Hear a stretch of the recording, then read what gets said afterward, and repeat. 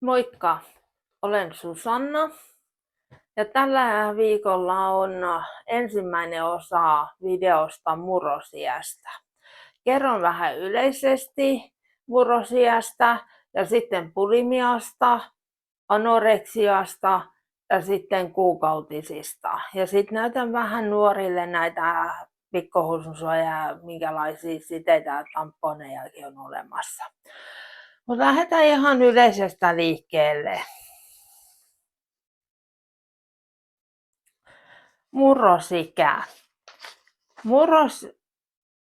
Nuori itsekin kaipaa aikuista, joka neuvoisi matkan varrella. Nuori kuitenkin saisi itse päättää viime kädessä elämänsä suunnan. Murrosiässä keskeiseksi tulee puolestaan identiteetin hämärtyminen, josta syntyy uskollisuus. Identiteetillä tarkoitetaan suhteellisen pysyvä ja jatkuva oman yksilöllisyyden ja minuuden kokemistapaa. Osa-alueet ovat fyysinen, sosiaalinen, uskonnollinen identiteetti, sukupuoli-identiteetti, ekoidentiteetti, ammatti-identiteetti. Nuoren arvostaminen juuri sellaisena kuin hän on auttaa häntä hyväksymään ja arvostamaan itseään ja omia taipumuksiaan. Murrosikä käynnistyy esipuberteetista, ajoittuu 11–13 vuoden ikään. Murrosiän alkamisajankohta heijastuu nuoren muuhun kehitykseen. Murrosiän ensimmäinen vaiheen aikana nuori saavuttaa fyysisen sukukypsyyden. Tytöillä puberteetti alkaa rintojen kasvun käynnistymisellä. Tämän jälkeen pituuskasvu kiihtyy ja häpykarvat ilmaantuvat, lantio alkaa pyöristyä. Ensimmäiset kuukautiset alkavat 10–16-vuotiaana, tavallisen alkamisajankohta on 13-vuotiaana. Tyttö tulee sukukypsäksi parin vuoden kuluttua kuukautisten alkamisesta. Pojilla murrosikä alkaa noin 12 vuoden iässä kivesten ja peniksen kasvulla ja häpykarvoituksen ilmaantumisella. Ensimmäiset siemensyöksyt pojat saavat keskimäärin 13 vuoden iässä. Myöhemmin murrosiässä kasvupyrähdys, parran kasvu ja äänenmurros. 14–16-vuotiaat elävät murrosiän keskivaihetta. Siihen liittyy nuoren yhä voimistuva irtaantuminen tunnetasolla vanhemmista ja ikäisten ryhmän liittyminen. Yksi etappi tuossa irtaantumisessa on rippikoulu. Vuorovaikutus toisten kanssa muuttuu sujuvammaksi ja joustavammaksi. Ihmissuhteet syvenevät ja vahvistuvat. Nuorille kavereiden hyväksyntä on usein tärkeä asia elämässä. Se vaikuttaa suuresti hänen itsetuntonsa ja käsityksensä siitä, onko hän hyväksynnän arvoinen vai ei. Oleellista nuoren kehitykselle onkin se kaveripiiri, jossa nuori liikkuu, eli sen arvot, normit sekä sen kyky sietää erilaisuutta. Yksinäisyyden taustalla on monia eri tekijöitä. Nuori on kokenut paljon epäonnistumisia yrittäessään solmia kontaktia ikätovereihinsa. Nuori on syystä tai toisesta ikään kuin ajautunut rooliin, joka salpaa hänen sosiaalista kehitystään. Arkuudessaan ja herkkyydessä hän on oivallinen kiusaamisen ja eristämisen kohde. Koviksen rooli. Nuoruusiässä muutto toiselle paikkakunnalle tai peräti toisen maahan saattaa olla hyvin vaikeaa. Nuoren perhetilanne. Yksinäisyys on joskus lapsen oma valinta. Sitten tietenkin murrosiässä tulee näitä ihastumisia. Ei nyt ehkä vielä ihan niin rakastumisia ja aletaan seurustelemaan ja näitä, mutta niistä sitten vähän myöhemmin. Mutta ihastumisesta mä voisin nyt sanoa muutaman sanaa. Ihastuessaan nuori on hyvin ehdoton. Hän näkee rakkautensa kohteen pelottavan täydellisenä. Taustalla on myös nuoren oma minäihanne. Hän näkee toisessa juuri niitä ominaisuuksia ja piirteitä, joita itselleen toivoisi. Rakastunut pari samaistuu hyvin herkästi toinen toisiinsa. Suhteet saattavat olla hyvin itsekeskeisiä. Rakkauteen ja halun tuottaa toiselle mielihyvä sekoittuu omistamisen halu, vastarakkauden vaatimista, arvostuksen odotusta, mustasukkaisuutta ja joskus näiden tunteiden ristiriidan aiheuttamaa vihaa. Itsekeskeisyydestään huolimatta nuorien rakkaus on vilpitöntä ja vie nuorta kohti kypsempiä tunteita. Seurustellessaan varsinkin tytöt saattaa unohtaa omat harrastuksensa ja laiminlyödä entisiä tärkeitä tyttöystäviään. Tytöt omistautuvat täysin uudelle ihmissuhteelle ja vaativat tätä myös toiselta osapuolelta. Pojat puolestaan pitävät seurustellessaankin yhteyttä omaan poikaryhmänsä ja harrastusporukoihinsa. Tytöt suhtautuvat kumppaninsa kuten sydänystävään. Pojat puolestaan suhtautuvat kumppaninsa kuin parhaaseen kaveriin. Nuoren parin suhteen perusta pohjaa heidän vanhemmilta saamiinsa malleihin miehen ja naisen välisestä vuorovaikutuksesta. Seksuaalisuus ei aina ole vain hellyyttä ja täydellistä yhteisymmärrystä. Siihen liittyy monia tunteita kuten intohimoa, mustasukkaisuutta, huolta, kateutta, kiukkua ja pelkoakin. 12-13-vuotiaat voivat aloittaa sukupuoliyhdynnät. Sitten murrosikään voi liittyä rikollisuuttakin ja yleisimmät semmoiset rikollisuudet on näpistely, varastaminen, kioskomurrot, autovarkaus ja ajokortitta ajaminen.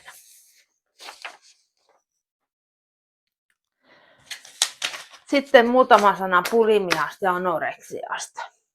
Bulimia. Bulimiassa henkilö syö suuria määriä ruokia hallitsemattomasti. Ahmiminen päättyy usein oksentamiseen, itse aiheutettu. Paino voi olla normaali tai vaihdella voimakkaasti. Bulimia voi pysyä pitkään salassa läheisiltä.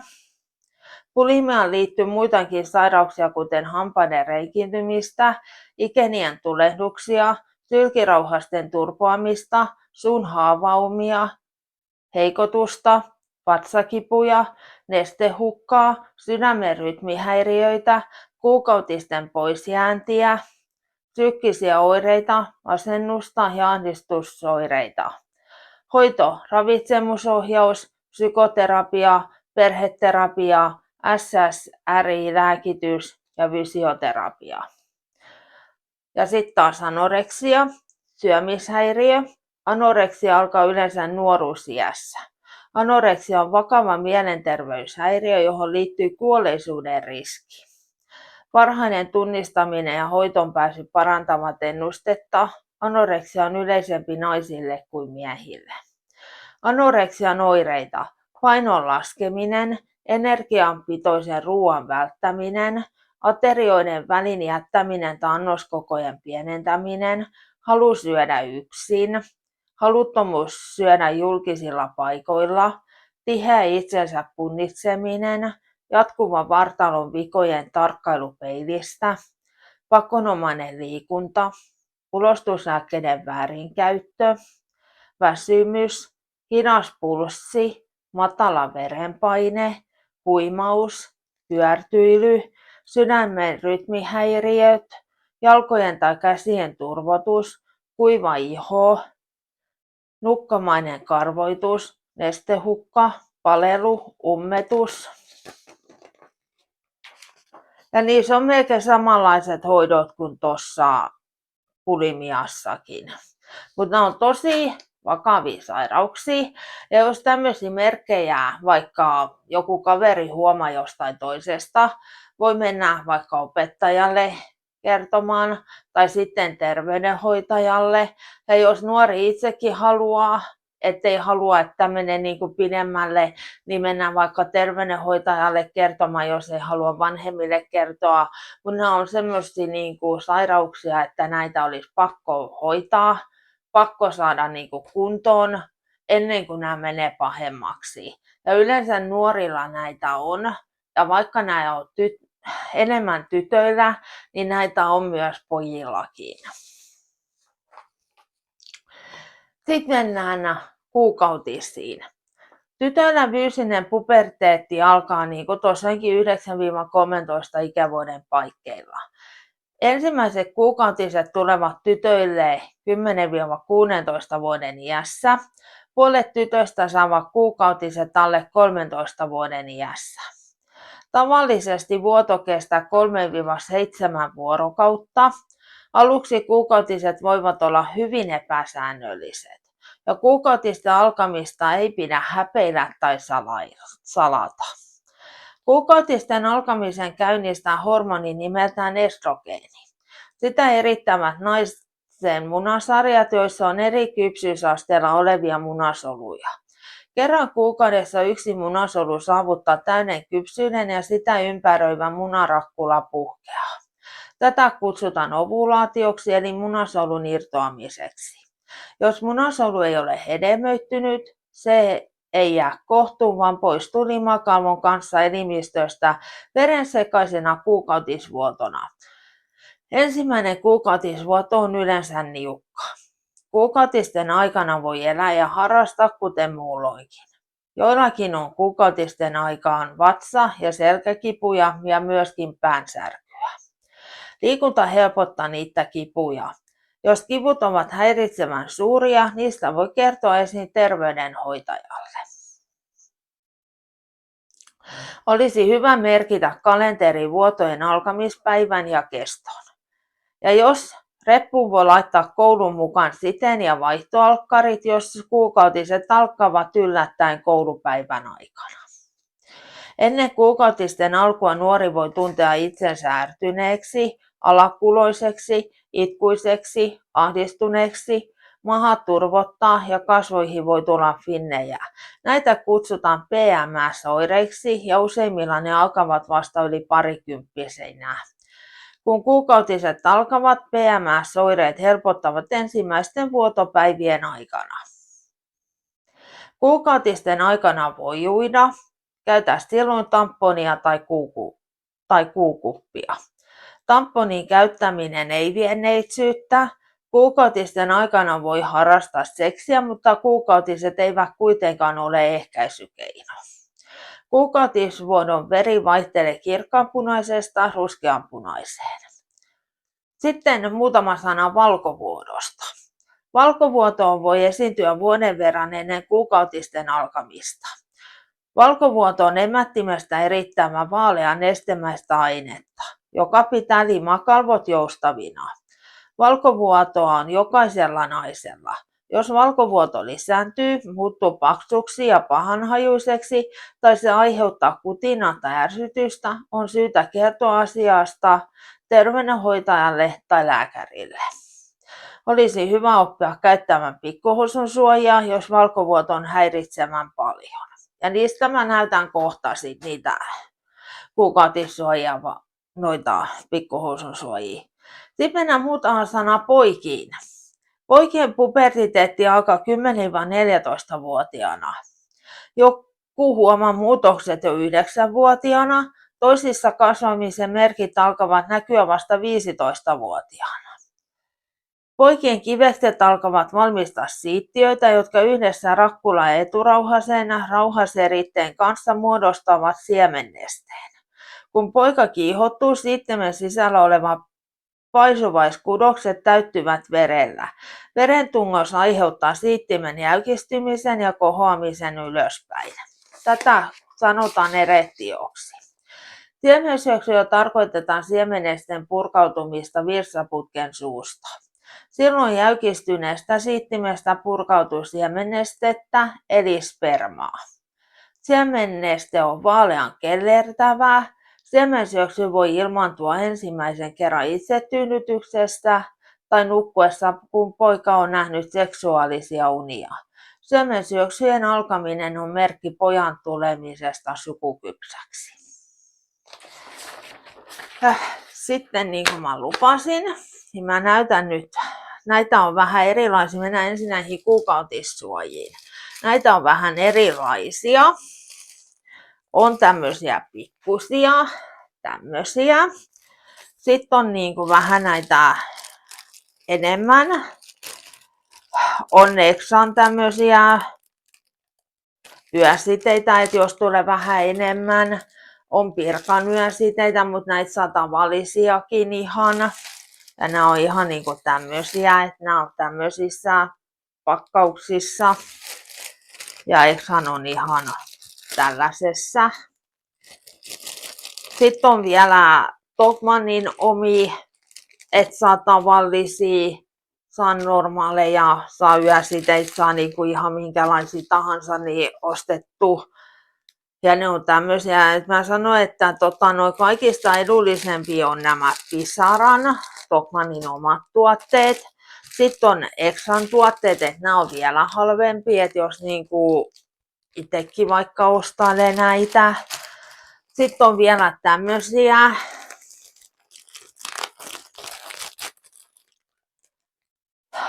Näin pitkiä, että voi laittaa, että noi on niinku siivellisiä. Nämä kaikki tämmöiset on siivellisiä, mutta sitten on ilman siipiä on niinku tämmöisiä pitkiäkin. Että miten itse niinku sit tykkää käyttää, ja sitten niitä löytyy sitten kokeilemallakin. Että kannattaa nuortenkin ensin niinku koittaa, että mikä olisi niinku kaikista heille sopivampia. Sitten on just tamponeja, mitä voi käyttää. Mulla on nyt tässä esimerkiksi Ramboudin tamponeita, mutta näitäkin tamponeita on ihan eri merkkisiä, kokoisia, kaikki, mutta nämä on niinku tämmöisiä vähän pienempiä, mitä on helpompi laittaa emättimeen, että niin, että isommat on vähän niinku vaikeampia laittaa, mutta näistäkin löytyy sitten itse niinku se parhaina, kun on koittanut. Mutta sitten täytyy muistaa, että jos tamponeja käyttää, niin tamponeja ei saa yöllä käyttää, että yöllä täytyy käyttää sidettä. Ja muutenkin sidet täytyy vaihtaa 4-5 tunnin aikana välein, mutta jos tulee enemmän, niin sitä suosittelen, että kannattaa niin kuin aikaisemminkin. Ja sitten tamponeissa voi olla se, että tästä voi saada se yhden oireita, että tamponeista voi saada oireita, että kannattaa lukea ennen alkuun ohjeet niistä oireistakin. Ja jos alkaa tulemaan niitä, niin sitten ei saa missään nimessä tamponeja käyttää, että sitten täytyy käydä lääkärissä, että lääkäri sitten antaa ohjeistukset siihen. Mutta se on tosi vakavaa, että jos tamponista saa niitä oireita ja saa sen sairauden. Et sen takia kannattaa lukea aina ne käyttöohjeet ennen ja mitä erilaisista tamponeista sanotaan niissä käyttöohjeissa. Ja muuten sitten tosiaankin älkää yöllä sitten käyttäkää yöllä sitten siteitä. Sitten niistä pikkuhousun suojista. Pikkuhousun suojit on tämmöisiä pienempiä, mitä voi käyttää tosiaankin valkovuodon tullessa. Mutta pikkuhousun suojiakaan ei suositella käytettävän koko ajan. Et käyttäkää silloin, kun se valkovuoto on runsaimmillaan, niin silloin voi käyttää, mutta jos sitä tulee ihan vähän tai näin, niin älkää sitten käyttäkö, koska häkki voi alkaa ärsyttämään siellä ja alkaa tulemaan niinku oireita tuonne mättimeen tai häpyhuuliin. Ettei kannata koko ajan käyttää näitäkään. Näitäkin on erilaisia. On Coopin, on Pisaran, on minkä merkkisiä tahansa, mutta Pisara ja Coopin on vähän halvempi näissäkin näissä pikkuhousun suojissa, että jos rahallisesti katsoo, mä voin näyttää vielä toi, että Pisaran on sitten Tokmannin oma on tämmöinen, että näissäkin on vähän eroja. Et kannattaa itse katsoa niistäkin, että mikä on sitten kaikista parhain ja kokeilemalla tosiaankin selviää sitten itse, että mikä on kaikista parhain näistä suojista, tamponeista, pikkuhousun suojista ynnä muusta näistä. Toivottavasti te saitte vähän tietoa näistä. Mä jatkan ensi kerralla, että ensi kerralla tulee joko nuorten tupakoinnista tai alkoholin käytöstä, että niistä mä teen erikseen osat. Sitten voi olla, että tulee muuta tietoa vielä murrosiästä. Katsotaan. Ja seksialue mä teen sitten erikseen, että tähän ei tule nyt seksistä, että siitä tulee sitten ihan kokonaan oma alue juttusarja, että kannattaa nekin sitten katsoa, että jos on kiinnostunut niistä, että siitä tulee niin kuin nuorten seksi sitten sinnekin. Mutta ei mulla tällä kertaa enempää ole, että mä toivotan taas mukava alkava lokakuuta, kun tässä on nyt lokakuu alkanut ja syksyä ja viikkoa ja tulevaa viikonloppua ja nähdään taas ensi kerralla uuden videon merkeissä. Ja laittakaa muuten niitä tykkäyksiä tai sitten kommentteja, jos haluatte. Moikka!